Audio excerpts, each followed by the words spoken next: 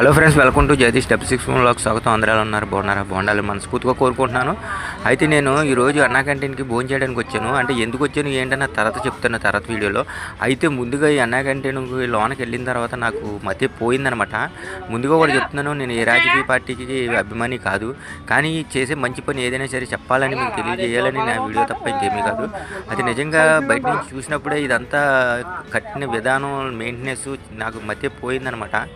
చాలా నీట్నెస్గా ఉందన్నమాట. Main point ఏంటంటే నీట్నెస్ చాలా నీట్గా ఉంది. అయితే మెయిన్ ఏంటంటే కనుక ఇక్కడ మైనస్ కూడా ఒకటి ఉంది, పెద్ద మైనస్ ఒకటి ఉంది. అది లాస్ట్లో చెప్తాను, వీడియో లాస్ట్లో చెప్తాను, ఎక్కడ స్కిప్ చేయకుండా చూడండి. అయితే భోజనం చేయడానికి చాలామంది, చాలా పేదవాళ్ళు, ముసలోళ్ళు చూడండి, కాళ్ళు లేకుండా పాపం అనాథలు చాలామంది వచ్చి భోజనం చేస్తున్నారు. నిజంగా ఈ పథకం పెట్టి చాలా మంచి పని చేశారనమాట. ఈ అన్ని పథకాల్లోని ఈ పథకం చాలా మంచి పథకం అనమాట. దయచేసి చెప్తున్నాను, ప్రతి పార్టీకి చెప్తున్నాను, ఏ పార్టీ వచ్చినా సరే ఇటువంటి పథకాన్ని మట్టికి తీయకండి. ఎందుకంటే పేదవాళ్ళకి అన్నం పెట్టడం అన్నది, ఆకలితో ఉన్నవారికి అన్నం పెట్టమన్నది చాలా మంచి విషయం అనమాట. ఇది ఏ పార్టీ వచ్చినా సరే ఇటువంటి పథకాలు ఉండాలని చెప్పేసి నేను మనస్ఫూర్తిగా కోరుకుంటున్నాను. అయితే దీని మెయింటెనెన్స్ గురించి చెప్తున్నానండి. అయితే ఏంటంటే పెట్టే విధానమైన, వాళ్ళు మెయింటెనెన్స్ చేసే విధానమైన చాలా బాగుంది. నీట్నెస్గా మాస్కులు పెట్టుకొని, గ్లౌజులు వేసుకొని వడ్డిస్తున్నారు. చాలా మంచి విషయం ఇది. అయితే చూడండి, అన్నం కూడా, రైస్ కూడా చాలా బాగా ఉడికిందనమాట. చాలా బాగా మెయింటెనెన్స్ చేస్తున్నారు, బాగా వండారనమాట. సాంబార్ అయినా కూర అయినా చాలా వేడిగానే ఉన్నాయి. అన్నీ చల్లారిపోయి లేకపోతే ఏదో కల్తీగా చేసి పెట్టినవి, రాత్రి వేడి చేసి ఈ టైప్ కాదనమాట, ఫ్రెష్గానే ఉన్నది. తిన్నాను కాబట్టి నేను చెప్తున్నాను. ఇదేమీ ఏదో పెద్ద గొప్పగా ఏ పార్టీని చెప్తున్నాను అని అనుకోకండి. నేను ఏంటంటే ఉన్న విషయం చెప్తున్నాను. అయితే ఇప్పుడు తిందాం, ఒకసారి ఎలా ఉందో టేస్ట్ చేద్దాము.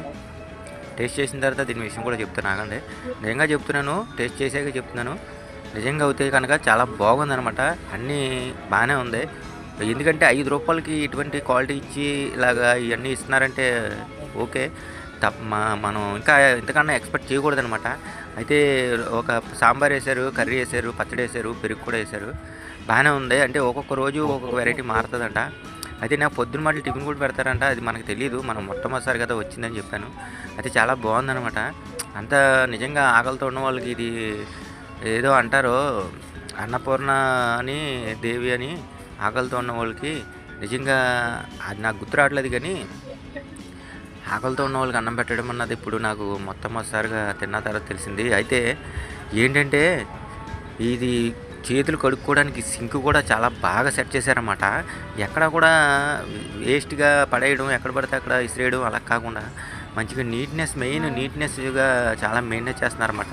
చేతులు కడుక్కోవడానికి కూడా ట్యాప్లు పెట్టి చాలా నీట్నెస్గా పెట్టారన్నమాట. అయితే మైనస్ చెప్తున్నాను కదా, ఒక్క మైనస్ ఏంటంటే ఇక్కడికి పేదవాళ్ళు, ముసలోళ్ళు అటువంటి వాళ్ళు తినడమే కాకుండా ఎంప్లాయీలు, పెద్ద పెద్ద వాళ్ళు వచ్చి కూడా, డబ్బున్న వాళ్ళు కూడా వచ్చి తింటున్నారు.